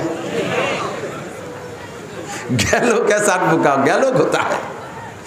ও মনে হয় মরিয়ে সাপ হয়ে গেছে, কারণ দুনিয়া সুদে ভরিয়ে গেছে। কোন দেশ সুদ মুক্ত নাই। কতক্ষণ ঠিক না? আল্লাহু আকবার। তো দোস্ত, আমার নবী মুজাহিদে আজম, আমার নবী কি মুজাহিদে আজম, 27টা যুদ্ধ করে বিজয় লাভ করেছে। সর্বোপরি একটা উপাধি নবীর হতে হবে কি হবে না? সেটার নাম হলো মুজাহিদে আজম। আকলিস দীনাকা ইয়াকফিকাল আমালুল কালিল, বলতে বলতে সরে চলে যায়, আবার গোড়ায় আসতে হয়। ও দোস্ত, যা কিছু করেন না কেন আপনার ইমানকে ঠিক রাখবেন, ইমান ঠিক রাখবেন। ইমান মার খাইয়া আমার স্থানীয় যুবক ভাইরা আসো, আমাদের এই অঞ্চলটা আমলিক প্রধান, ফাঁকে ফাঁকে বিএনপিও নাই তা না, অন্য দলও নাই তা না, সামনে আসতেছে নির্বাচন। বিশেষ করে আমার ক্ষমতাসীন দলের ভাইদেরকে আমি আন্তরিকতার সাথে, মহাব্বতের সাথে আমার যুবক সমাজকে বলবো, কোন নেতার প্ররোচনায় পইড়া, কোন নেতার প্রভাবে প্রভাবান্বিত হইয়া, কোন নেতার হুকুমে তুমি আলেম উলামার সাথে, কোন উলামায়ে কিরামের সাথে, দিনদার মানুষের সাথে বেয়াদবি করবা না, বেয়াদবি করবা না, ইসলামের বিরুদ্ধে কোনো কথা বলবা না, তাহলে কিন্তু মহা বিপদে পড়িয়া যাইবা। বেয়াদবি করছো, দেখতে ছোট, দেখতে ছোট, দেখতে ছোট। আরে আমটা তো ছোট একটুক, নামও ভালো না, ল্যাংড়া, কিন্তু মিঠের গুরু। কতক্ষণ না কে? দেখতে পুষায় না, গায়ে চামড়া, সুলা মুলা কিরম কুট্টি কাট্টা একটা আম, সুলিয়ে দিই যে লাল টকটকে, গালে দিলি, মুখে দিলি, চিনির চাইতে মিঠা। তুমি যারা ছোট্ট মৌলবী মনে করতেছো, জামা কাপড় ভালো না, পঙ্গু ভাঙ্গা খোড়া, চায় একদিক দেহে আর একদিক, আটা দেয় রাস্তা দিয়ে চলে যায় খালের মধ্যে, ওটা কোরআন শরীফ পড়ে, শেষ রাত্রি মালিকের সাথে ওর একটা হটলাইন আছে। তুমি যখন ঘুমাই থাকো, নাক ডেকে তেল, নাকে তেল দিয়ে ঘুমাচ্ছ, ওই সময় শেষ রাত্রি 3:30টার সময় উঠে 2 রাকাত পড়ে মালিকের কাছে তোমার নামে যদি মামলা দিয়ে দেয়, এমন আছে তুমি ঘুম থেকে নাও উঠতে পারো, অথবা ঘুম থেকে উঠে রাস্তায় গেলে তুমি শুয়ে যেতে পারো। ইনফিরু ফিরাসাতাল মুমিন ফাইন্নাহু ইয়ানজুরু বিনুরিল্লাহ, ইনফিরু ফিরাসাতাল মুমিন ফাইন্নাহু ইয়ানজুরু বিনুরিল্লাহ। মুমিনের তীক্ষ্ণ দৃষ্টি থেকে, ওলিদের তীক্ষ্ণ দৃষ্টি থেকে তোমাকে বাঁচায় রাখো, তোমার নেতা বাঁচাইতে পারবে না। আমি দোয়া করি ছাত্রলীগের যুবক, যুবলীগের যুবক, কৃষক লীগের জনগণ, ছাত্র দলের যুবক, কি বলা হয় বিএনপির যত অঙ্গ সংগঠন আছে, যেই আছো না কেন, আমি কোনো এক দলকে বলছি না, প্রত্যেকের সতর্ক থাকো। তোমার বাচ্চা তুমি বাঁচো, নেতা তোমারে বাঁচাইতে পারবে না। কিয়ামতে নেতা তোমার জবাব দেবে না, তোমার কবরের জবাব তোমাকেই দেওয়া লাগবে। কথা বলেন ঠিক না? ইসলামের কোনো একটা শাখা তুমি আমল করতে পারো না, এ জায়গা যদি তুমি আমল করতে না পারো, তাতে তুমি হবা ফাসেক। বাকি যদি ওই অংশটাকে তুমি অস্বীকার করো, ক্রিটিসাইজ করো, প্রতিবাদ করো, সঙ্গে সঙ্গে হয়ে যাবা কাফের। হুজুর কয় কি, আমি নামাজ কালাম হজ জাকাত কত কিছু করি, শুধুমাত্র একটু হুজুরকে একটু লাদেন কয়ে খেপাইছে, একটু হেফাজতের হুজুর কইছে, তাতে আমি কাফের হয়ে যাবো? মানে কেন হবে না? এদিক তাকান, ওই যে পোলাপানে খেল, আজকে দেখেন ওই জায়গা খেলনা বেলুন আইছে, এরকম বেলুন আছে না, বেলুন ফুলানো আছে না, একটা বেলুনের ফুলার জন্য একটা তার ধারণ ক্ষমতা আছে, এতটুক হাওয়া দিলে সে এই হাওয়াটা ধরে রাখতে পারে, এবং ওইটুক হাওয়া দিলে বেলুনটা পূর্ণ ফলে। খেয়াল করতেছে না, করতেছেন খেয়াল? তালি কব না, বেলুনটা পূর্ণ ফুলার জন্যে যতটুক হাওয়া দেওয়া দরকার একটু কম থাকলে বেলুনটা একটু ভাঁজ থেকে যায়, পুরো ফুলে নাই, বোঝা যায় কি না? এবার বেলুনটা যতটুক হাওয়া সংগ্রহ করতে পারে একটু বেশি দিলেও সে সইতে পারে না, তার বডি খুব হালকা, টাচ করে ফেটে যায়। এবার বেলুনটারে পূর্ণ ফুলানোর জন্য যতটুক হাওয়া দরকার ততটুক হাওয়া আপনি দিয়েছেন, কথা বুঝছেন তো? এখন এই বেলুনের সম্পূর্ণ হাওয়ারে ধরে রাখতে জন্য পুরো বডি ভালো থাকতে হবে না? পুরো বডি ভালো থাকতে হবে না? পুরো বডি ভালো আছে বিদায় হাওয়াটুক সব ধরে রাখছে। এবার এই হাওয়াটুক সব বের করার জন্য কি পুরো বডি ছিঁড়া লাগবে? পুরো বডি ছিঁড়া লাগবে? একটু সুই দিয়ে এক কোনায় ফুটোরে দিলি হুশ করে বার হয়ে চলে যাবে। কতক্ষণ না কেন? সারা বডি ভালো আছে, একটু কাটাই দিয়ে ফুটোরে দিয়েছেন, একদিক দিয়ে সব হাওয়া বার হয়ে চলে যাবে, আর বেলুন থাকবে? পোড়া বেগুনের মতো শুট হয়ে যাবে। কতক্ষণ না কেন? সেম আপনার ইমানের বেলুনটা ফুলে রাখতে এক নম্বরে আল্লাহর সাথে শিরিক করা যাবে না, পিওর ইমান লাগবে। দুই নম্বরে নবীর সাথে শিরিক করা যাবে না, নবীর সাথে কাদিয়ানিরে নবী বানানো যাবে না। তিন নম্বরে কোরআনের সাথে ভেজাল করা যাবে না। চার নম্বরে হাদিস সহিহকে বিশ্বাস করতে হবে। পাঁচ নম্বরে ফরজ ওয়াজিব সুন্নাতকে মেনে নিতে হবে। যত আমল আছে সব আমল ওই বেলুনের ভিতরে ঢুকাইলে পূর্ণ ফলবে। এবার এই পূর্ণ ফুলার থেকে বেরোইয়া ইমান সহ বেরোয় চলে যাওয়ার জন্য পুরো বেলুন ছিঁড়া লাগবে না, এক কোনায় দিয়ে একটু ফুটোরে দিলি ফুস করে সব বার হয়ে চলে যাবে। বুঝা গেছে কথা? এই জন্য হুজুর বলেন আকলিস দীনাকা ইয়াকফিকাল আমালুল কলিল, তোমার ঈমানকে খাঁটি করো, অল্প আমলই নাজাতের জন্য যথেষ্ট হইবে। তোমার ঈমানকে পাহারাদারি করো, তোমার ঈমানকে নিগরানি করো, তোমার ঈমানকে সিকিউরিটি দাও। ঈমান যেন কোনোভাবে কোনো পাশে ফুটো হয়ে বেরোই চইলা না যায়। জিহাদরে যদি তুমি অবজ্ঞা করো পাক্কা কাফের হয়ে যাইবা। শরীয়তের বিধান নবী পাকের সহিহ হাদিসকে নিয়ে যদি তামাশা করো তাহলে বেঈমান হয়ে যাইবা।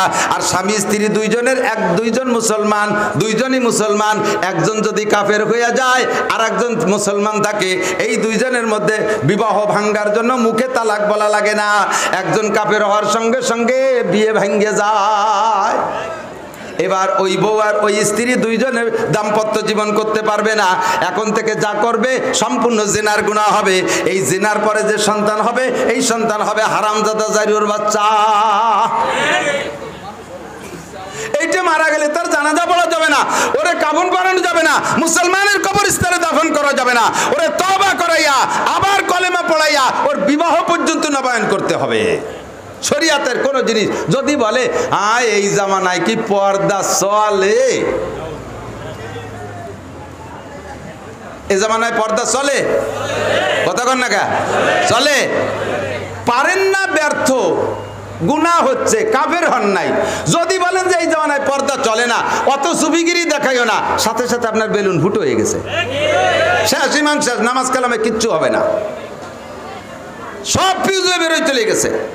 যদি কেউ বলে এবার লোক বেশি হয়ে গেছে, পিছন দিয়ে চলে যাবেনি কয়জন? একটু আর একটু আসেন, আমি আরো অল্প একটু সময় আছি, আর অল্প একটু সময় আছে, আসেন আসেন, একটু আগে আসেন, একটু আগে আসেন, একটু জিকিরের সাথে আসেন, তাহলে আরো ফায়দা হবে। লা ইলাহা ইল্লাল্লাহ, লা ইলাহা ইল্লাল্লাহ, লা ইলাহা ইল্লাল্লাহ, লা ইলাহা ইল্লাল্লাহ। আসেন আসেন, খালি জিকির করার মাথা ঝুলে, ভাষা সরে না। লা ইলাহা ইল্লাল্লাহু মুহাম্মাদুর রাসূলুল্লাহ।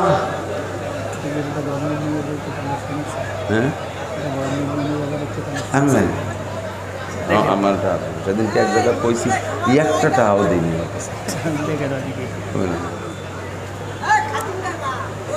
আল্লাহ মাশাআল্লাহ, আলহামদুলিল্লাহ।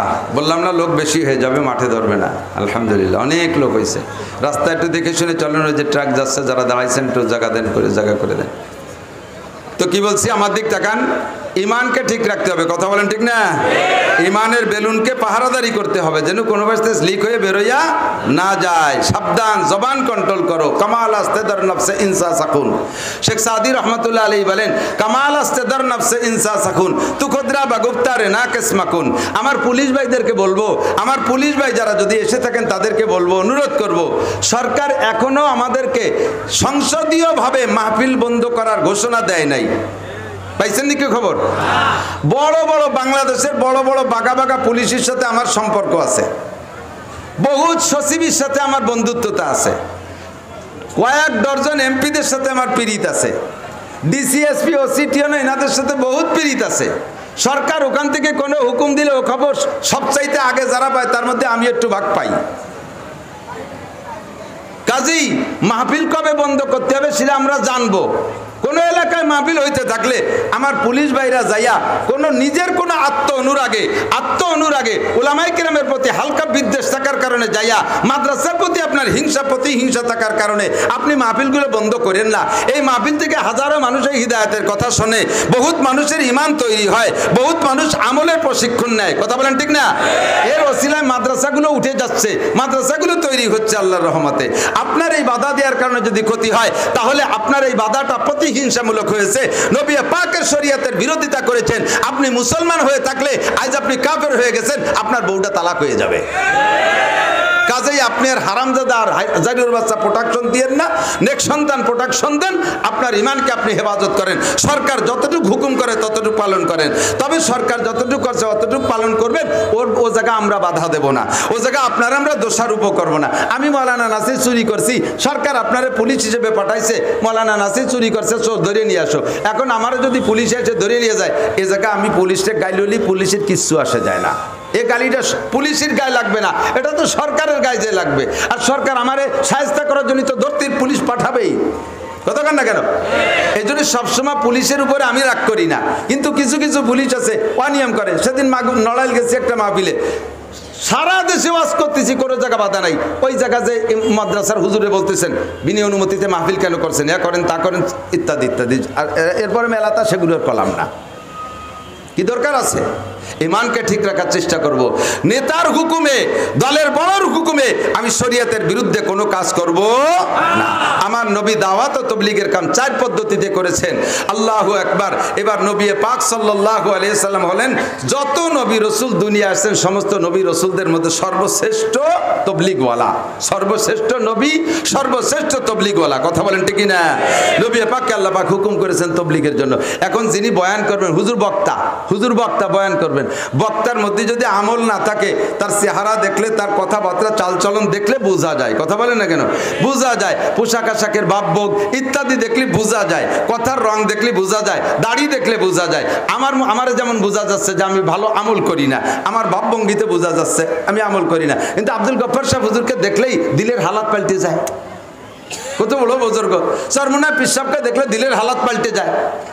যাত্রাবাড়ি হুজুরকে দেখলে দিলের হালাত পাল্টে যায়। আমারে দেখলে দিলের হালাত পাল্টে না, ওনাকে দেখলে সবাই কান্দে দেয়। আর আমি স্টেজে আসার সময় দেখতে আমার দেহে আর আসে, কথা বলিও হাসে, আমার দেখলিও হাসে। কাজে আমার ওয়াজে অতটা ক্রিয়াও হয় না। আমি নিষেধ করি, আমার দাওয়াতও দিয়েন না। যাদের ওয়াজে কাজ হয় এই মানুষগুলোর দাওয়াত দেন। বক্তার ভিতরে যদি আমল না থাকে, তার কথা কণ্ঠ ভালো হলে, এলেম ভালো থাকলে বললে শুনতে ভালো লাগবে, কিন্তু ওই কথা অন্তরে কাজ করে না। আল্লামা ইকবাল রহমতুল্লাহ আলাইহি বলেন, দিল সে জো বাত নিকলতি है असर रखती है, दिल से जो बात निकलती है असर रखती है, पढ़ने की ताकत परवाज़ मगर रखती है। অন্তরেরই কথাটিতে সত্যই তো আসর রাখে, কথাগুলির পাখা নাই তবুও যে তা উড়তে পারে। কথা কোন ঠিক না? কথার পাখা নাই উড়তে পারে, নইলে আমার মুখ থেকে আপনার কানে যায় কি কইরা? আর যে কথা অন্তর থেকে আসে ওই কথা আরেকটা অন্তরের মধ্যে হিট করে।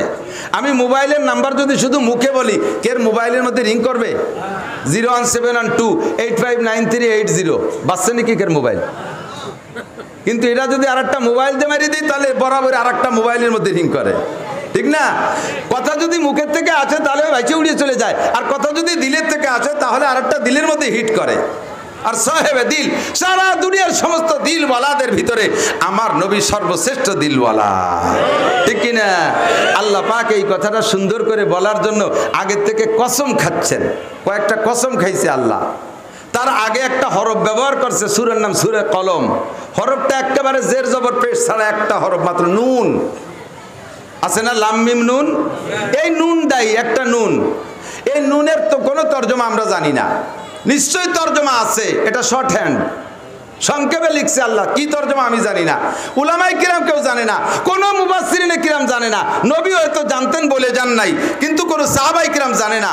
শুধুমাত্র জানে আমাদের দেশের জৈট পীর, মৈশ পীর, বাবার দরবারের কিছু হুমুজুমইরা জানে।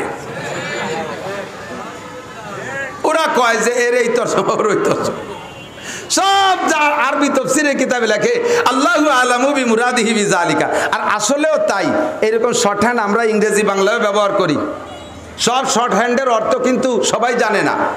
জানে আমার বাথরুমের দিক থেকে আমাদের একটা জেলা প্রধান, যিনি জেলা প্রধান অফিসার, ওনারে ইংরেজিতে কি কয়? ডিসি, ডিস্ট্রিক্ট কমিশনার, তাই তো?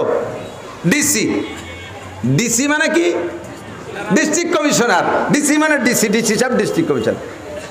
আমার বাড়ি বাথরুমে প্যান লাগাইছি, সেই প্যানে দেই যে ডিসি লেখা।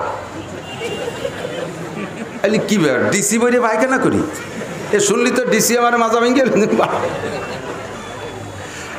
ও উনিও ডিসি, ডিআরসি, আরে পায়খানার প্যানেও লেখা ডিআরসি। নিশ্চয়ই দুই ডিসির তর্জমা আলাদা। এ ডিসিটা আমরা চিনে ফেলাইছি সবাই জানতে যে ডিসি মানে ডিস্ট্রিক্ট ইনচার্জ, ডিস্ট্রিক্ট কমিশনার। কিন্তু ওই ডিসির কি তর্জমা আমি বুঝি না। পরে সে সিরামিকের দোকানে যে কলম যে ডিসি বইয়ে পায়খানা করিয়ে ডিসি কোন ডিসিয়া কইলে ঢাকা সিরামিক। এ ডিসি মানে কি? ঢাকা সিরামিক। কতক্ষণ না কে হেফজখানার গেটে লেখা হয়ে করে হা বিসর্গা আব্দুর রহমান, এর মানে কি? হাফেজ আব্দুর রহমান। থানার গেটে লেখা দেখি হয়া করে হা বিসর্গা আব্দুর রহমান, ও জায়গা কি হাফেজ আব্দুর রহমান, ও জায়গা হাবিলদার আব্দুর রহমান। কতক্ষণ না কে? তাহলে যে জগতে যেটা সেই জগতের শর্ট হ্যান্ড তারা বোঝে। কুরআনে কারীম মুনাজ্জাল মিনাস সামা, আল্লাহ পাক নাজিল করেছে, এর শর্ট হ্যান্ড আলিফ লাম মিম তাহা আইন সিন কফ ইয়াসিন নুন আল কলাম নুন, এর শর্ট হ্যান্ডের তরজমা দুনিয়ার কোনো মানুষ জানে না, এ লেখনেওয়ালা সঙ্গ আল্লাহ পাকই জানে। লিখে আল্লাহ পাক নুন কইয়া এরপরে কসম খায় ওয়াল কলাম। আমি একটা কসম খেয়ে বলি, দেখ তোরা শোন, যদি কেউ কথা গ্রহণ করতে না চায় তখন ওই কথাটাকে গ্রহণযোগ্যতা বাড়ানোর জন্য আমরা কসম খাই না। কার নামে? পিসাবের নামে কসম খাওয়া জায়েজ আছে, বাবার নামে খাজার নামে কসম খাওয়া জায়েজ আছে, কুরআন শরীফের নামে কসম খাওয়া জায়েজ আছে, নবীর নামে কসম খাওয়া জায়েজ নেই। কোন মখলুকের নামে কসম হবে না, কসম হবে কার নামে? আল্লাহর নামে। তো আমরা কসমকে কথার গুরুত্ব বাড়াই। দেখো, বিশ্বাস করো আল্লাহর কসম, বিশ্বাস করো আল্লাহর কসম, বিশ্বাস করো, এইভাবে আমরা কসম করে কথার গুরুত্ব বাড়াই। আল্লাহ পাক রব্বুল আলামিনের কথা দুনিয়ার কেউ যদি না মানে আল্লাহর কিছু আসে যায়? সব কাফের হয়ে গেলে কিছু আসে যায়? আল্লাহ বড় মায়ার সাথে, বড় মহব্বতের সাথে আমাকে আপনাকে ডাইকে বলতেছে, দেখ আমি কসম খেয়ে বলি ওয়াল কলম, এবং তা আমি কলমের কসম খাই। আল্লাহ কোন কলম? শীষ পেন না নিপ পেন? কোন কলমের কসম খাও?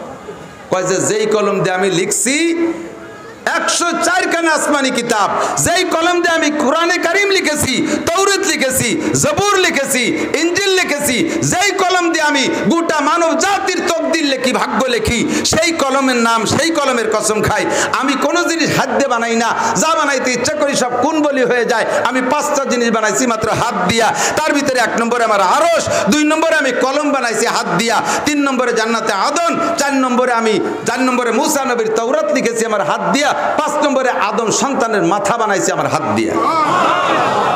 আমার এই হাত দিয়ে বানানো জিনিসের প্রতি আমার গুরুত্ব আর মায়া আর ভালোবাসা বেশি, এর সম্মান আমার কাছে বেশি। এর কারণে আমি কলমের কসম খেয়ে বলি, কলমটা আমি হাত দিয়ে বানাইছি, অল কলম, আমি কলমের কসম খেয়ে বলি। আর আরেকটা জিনিস, ওমা ইয়াস্তুরুন, আর কলমে যা লেখে তার কসম খাই, কলমে যা লেখে তার কসম খাই। মানুষের শিক্ষা দীক্ষা যোগ্যতা বাড়ানোর জন্য আমাদের তো লেখাপড়া করা লাগে, পড়া লাগে, লেখা লাগে, লিখতে হয় তারপরে পড়তে হয়, কথা বল না কেন, পড়তে হয় তারপরে লিখতে হয়। তাহলে কলমের যদি এরকম গুরুত্ব হয়, কলমে যা লেখে তার গুরুত্ব বোঝে নাই কথা। পরীক্ষা দিতে গেছেন, কলম জমা দিয়ে তুলি হবে? 5,000 টাকা দিয়ে কলম কিনে নিয়ে জমা দিয়ে তুলেছেন যে কলমের প্যাড ভরা সব আছে, তোমরা দেখে নিও, হবে? ও জায়গা আপনার রেজাল্ট আনতে হলে কলম দিয়ে কিছু লেখা লাগবে। তাহলে কলমের দাম 3 টাকা, কিন্তু রেজাল্টের দাম লাখ টাকা। রেজাল্টের দাম কত? আল্লাহ কলমকে এত গুরুত্ব দিয়ে কসম খাইছেন, সাথে সাথে কলমে যা লেখে তার দাম আরো বেশি। আমি তারও কসম খেয়ে বলি, ভালো করে জেনে নাও, মা আনতা বিনিমাতি রব্বিকা বিমাজনুন, নবী কয় আপনি আপনার রবের নিয়ামত, আপনি নিশ্চয়ই পাগল নন। আমার নবী পাগল? আমার নবী পাগল? নবীরে যে পাগল কয়, সে পাগল বরঞ্চ ছাগল, সে পাগল এন্ড ছাগল। আমার নবী পাগল? সারা দুনিয়ার বিজ্ঞানী মহাজ্ঞানীরা বাছাই করতে করতে শ্রেষ্ঠ মহাজ্ঞানী বাছাই করে খুঁজে পায় আমার নবী সর্বশ্রেষ্ঠ মহাজ্ঞানী, ঠিক কিনা? শ্রেষ্ঠ বিজ্ঞানী নবী, শ্রেষ্ঠ চিকিৎসক নবী, শ্রেষ্ঠ যোদ্ধা নবী, শ্রেষ্ঠ রাজনীতিবিদ নবী। আমার নবী সর্বশ্রেষ্ঠ শ্রেষ্ঠত্ব অর্জন করেছে। আল্লাহ পাক বলে আপনি পাগল না। শেষে কয় আপনি তো যাবেন উম্মতের কাছে ওয়াজ করতে, আপনাকে আমি আলাদাভাবে তো বাছাই করেছি, প্রশিক্ষণ দিয়েছি। আল্লাহ নবী বলেন আল্লাহ মানি রব্বি, উম্মতের কাছে ওয়াজ করতে হবে। আগের নবীরা চলে গেছে, যে জাতীয় উম্মত তারা পাইছে, তাকে কাছে তাকে পড়াতে অত পণ্ডিত্য লাগে না, অত পাণ্ডিত্য লাগে না। দামলা দুমলো লেয়া পড়া যায় না, মূর্খ অশিক্ষিত আন্তর্জাতিক খ্যাতি সম্পন্ন আবাল নমরুদ, ওর চাইতে বড় আবাল হয় না। আবাল ছিলেন তো বলদ গরু, দামলা, ওকে পড়াইতে মেলা কঠিন কিছু লাগে না। কিন্তু আপনার উম্মত চাঁদে যাবে, মঙ্গল গ্রহে জমি বেচা শুরু হয়ে গেছে, মধ্য আকর্ষণে স্টেশন বানাবে, 6 মাইল মাটির তলে কি আছে কইতে পারে, সাগরের তলদেশে রেল লাইন বানাচ্ছে। এই পণ্ডিত উম্মতের জন্য ওই নরমাল এলেমে কাম হবে না, আপনাকে আমার নিজে হাতে পড়াইতে হবে। হুজুরে আলাইহিস সালাতু ওয়াস সালাম বলেন, এই জন্যই এই উম্মতের শিক্ষার জন্য বুইস্তু মুআল্লিমা, আল্লাহ আমারে উস্তাদ হিসেবে পাঠাইছে। কাজে আল্লাহ মানি রব্বি, আমারে দুনিয়ায় বসাইয়া 4 মাধ্যমে পড়াইয়া যেটুক বাকি ছিল আরশে আজিমে নিচে নিয়ে নিজে হাতে পড়াই আমাকে পরিপূর্ণ করে পাঠাইছে। আল্লাহ মানি রব্বি। এবং আমলের আর আখলাকের প্রশংসা করতে গেলে আমার রাতের পর রাত কেটে যাবে। নবী পাকের জিন্দেগিরে 3 ভাগে আমরা ভাগ করি। একটা এই জায়গায় আয়াতের ভিতরে বলেন ওয়া ইন্নাকা লা আলা খুলুকিন আযীম, ওয়া ইন্নাকা লা আলা খুলুকিন আযীম, আপনি সর্বোত্তম চরিত্রের অধিকারী। কথা কি বিশ্বাস হয়? অস্বীকার করবেন? আমার নবীর চরিত্রের ভিতরে আরে কোন জায়গায় যারা পরিমাণ একটা তিল নাই। যেমন চেহারার ভিতরে কোনো নুকতা নাই, যেমন তেমনি তার আখলাকের ভিতরে কোনো নুকতা নাই, তেমন তার আদর্শের ভিতরে কোনো নুকতা নাই। দুনিয়ায় বহুত বড় বড় মহামনীষীদের লিখনি পাই, নীতি কথা বোঝেন নাই, নীতি কথা। এক পণ্ডিত কইছে এই সংক্ষেপে সংক্ষেপে ছোট ছোট, যেমন সদস্য বুঝির একটা প্রবাদ আছে, তুমি দুনিয়ার সব কিছু পেয়েছো, তবে আল্লাহকে পাও নাই, কিন্তু আল্লাহকে পাও নাই, তবে তুমি কিছুই পাও নাই। মুজাহিদে আজম আল্লামা শামসুল হক ফরিদপুরি। আর একটা নীতি কথা আব্দুল গফফার সাহেব হুজুরের নামে দেখতেছি, হুজুর বলেন গুনাহ যত ছোট হোক করব না, নেকি যত ছোট হোক ছাড়বো না। মুফতি আব্দুল গফফার এরকম নীতি কথা, কথা কেন এরকম কি তো এইরকম নীতি কথা বলনেওয়ালা বহুত পণ্ডিত চলে গেছে, কিন্তু এমন পণ্ডিত দুনিয়ায় যায় নাই যে একজন মানুষের নীতি কথায় পুরো মানব জীবনের সমস্ত সমস্যার সমাধান করতে পারে। এরকম নীতি কথা একজন মানুষ এত বলে নাই। একজন মানুষই তিনি মুহাম্মদুর রাসূলুল্লাহ সাল্লাল্লাহু আলাইহি সাল্লাম। সে মানব জীবনের 6টা জীবনে যেখানে যা দরকার সর্বক্ষেত্রে নীতি কথা পরিপূর্ণ বলে গেছে কি জান নাই? ওয়া ইন্নাকা লাআলা খুলুকিন আযীম, আপনি সর্বোত্তম চরিত্রের অধিকারী। এই খুলুক কইতে যায় বলা লাগে নবী পাকের জন্ম থেকে মৃত্যু পর্যন্ত টাইমটাকে আমরা 3 ভাগে ভাগ করি। একটা হলো জন্ম, যাকে বলা হয় মিলাদ, জন্ম মানে কি মিলাদ। আরেকটা হলো আখলাক, আরেকটা কি, আরেকটা হলো সিরাত, আরেকটা মিলাদ। তো মিলাদ জন্ম, আমি সেদিকে বেশি কথা বাড়াবো না, বলতে গেলে ওখানে লম্বা সময় লেগে যায়। 2 নম্বরে আখলাক, আখলাক বলা হয় খিলকাত মানে জন্ম, জন্মসূত্রে যেই চরিত্র নিয়ে জন্ম নেয় তাকে বলা হয় আখলাক। এটা শুধু মানুষের না, প্রত্যেকটা প্রাণীরই আছে। এই জন্মসূত্রে যে স্বভাব, এটার জন্য কোনো প্র্যাকটিস লাগে না, এটার জন্য প্রশিক্ষণ লাগে না, এর জন্য কোনো স্কুল কলেজ লাগে না। কথা বল না কেন? ছাগলের বাচ্চা জন্ম নেয়, ওর একটা মাতৃগর্ভ থেকে নিয়ে ওর সৃষ্টিগতভাবে একটা স্বভাব আছে। কি স্বভাব? ও মায়ের দুধ টানবে, বাচ্চা জিব্বে দিয়ে টানবে, সাথে সাথে স্তনে মুখ দিয়ে ধাক্কা মারবে, মারে না? বাছুরে দুধ খায়, শুধু চাটে না, মাঝে মাঝে মাথায় দিয়ে গুঁতো মারে না? ওই যে ছাগলের বাচ্চা আর গরুর বাচ্চা যে স্তনে গুঁতো মারতে হয়, এ কোন কেজি স্কুলিতে পড়ছে? এ কোনো কলেজে বেরিয়েছে যে এরকম গুঁতো না মারলে দুধ আসে না? এ শিয়ে দিয়েছে ওরে কেউ? এটা হলো আখলাক, স্বভাব শুরু হয়ে যায়, ঠিক না? মুরগাকে আজবাই যাবে রু আয়াদ রুজি তলবাদ, মুরগাকে আজবাই যাবে রু আয়াদ রুজি তলবাদ, আদমি জাদা নাদারাত খেরা দোয়া করলো তমিজ। মুরগির বাচ্চা ডিম থেকে বেরোইয়া তারে খুদ খাকেও শিয়াই দেয় না, সে খাইতে পারে কি পারে না? যে শিখাই দেয়, বাড়ি মা মুরগি আছে তারা তো শিখাই দেয়, চাউল ব্যাংকে খুদ বানাই দেয় তারপরে খায়। আচ্ছা ঠিক আছে, বাড়ির মুরগিরে তার বাচ্চারা শিখাই দিল। পোল্ট্রি মুরগির বাচ্চার নাম, মার নাম কি? পোল্ট্রি মুরগির বাচ্চার কি মা আছে সাথে? ওরে এই খুদ কাশিয়ে দেয় কেডা? ওরে আখলাকে শিখিয়ে দেয়। কে শিখিয়ে দেয়? আখলাক। তো এমন করে আখলাক যত সব প্রাণীরই আছে, সর্বশ্রেষ্ঠ আখলাকের অধিকারী মানুষ। আর এই মানুষের সারা দুনিয়ার সমস্ত মানুষের আখলাকে হাসানা, উত্তম চরিত্রকে একত্রিত করলে যতটুকু হয়, আমার আপনার নবী মুহাম্মদুর রাসূলুল্লাহ সাল্লাল্লাহু আলাইহি সাল্লামের একার চরিত্র তার চাইতে ভালো। যুবক তুমি খুশি হও, তুমি সেই নবীর উম্মত। আমরা গোপালগঞ্জেরা গর্ব করি, আমার বাড়ি গোপালগঞ্জ, এখনো করি যতদিন রুজিতে আছে করবো ইনশাল্লাহ। কেন করি? বঙ্গবন্ধুর বাড়ি গোপালগঞ্জ, প্রধানমন্ত্রীর বাড়ি গোপালগঞ্জ। আসলে প্রধানমন্ত্রীর বাড়ি তো রংপুর, শ্বশুর বাড়ি যেখানে বাড়ি তো সেখানে। আমরা টাইনি টুনি গোপালগঞ্জ রাখি আমাদের ক্রেডিট বাড়ানোর জন্য। কতক্ষণ না কে? তো প্রধানমন্ত্রীর শ্বশুরবাড়ি, মহিলা মানুষ শ্বশুরবাড়ির সাথে কিন্তু নিসবত হয়। আপনার বাড়ি টেকেরাট, আপনার মেয়ে সালেহাকে বিয়ে দিয়েছেন ভাঙ্গা, সালেহাকে বিয়ে দিয়েছেন ভাঙ্গা। আপনি জামাই বাড়ি বেড়াতে যাওয়ার সময়, মেয়ের বাড়ি বেড়াতে যাওয়ার সময় কি বলেন? জামাই বাড়ি যাচ্ছি তা বলেন, নাকি সালেহাদের বাড়ি যাচ্ছি? সালেহাদের বাড়ি যাচ্ছে, এইটাই বেশিরভাগ বলে। কখনো কখনো জামাই বাড়ি কয়, কিন্তু বেশিরভাগ কি কয়? সালেহাকে বাড়ি। অথচ সালেহার জন্ম বাড়ি তো আপনার বাড়ি। তারে যেখানে বিয়ে দেওয়া হয় নিসবত হয় সেখানে। প্রধানমন্ত্রীকে আমরা বিবাহ দিয়েছি রংপুর, উনার বাড়ি সেখানে। আমরা টেনে গোপালগঞ্জ রাখতেছি আমাদের ক্রেডিট বাড়ানোর জন্য। দুঃখ লাগে, পরিতাপ লাগে। এক শ্রেণীর মানুষ নবীকে কয় নূরের তৈরি। আরে নূরের তৈরি ফেরেশতা। নবীকে যদি নূরের তৈরি বলি, তাহলে ফেরেশতাদের দলের দাম বাড়ে, তোমার দল জিরো হয়ে যায়।